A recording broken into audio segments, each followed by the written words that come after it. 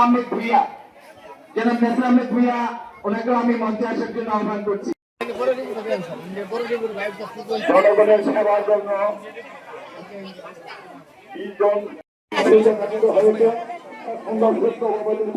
যেতে পারে এবং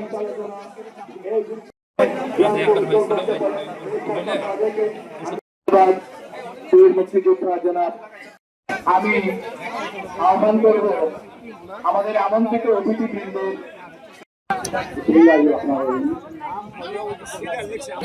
চিকিৎসা করছি এখানে।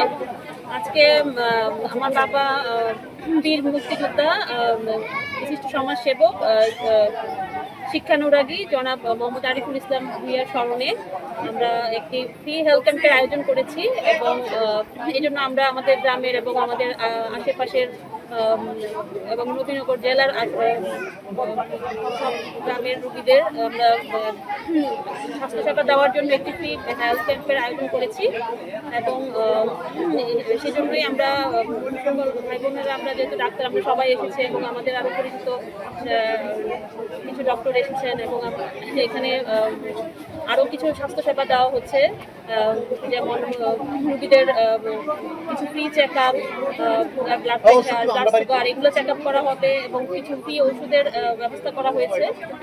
তো এই প্রোগ্রামটাকে সুন্দরভাবে সফল করার জন্যই আমরা সবাই চেষ্টা করছি।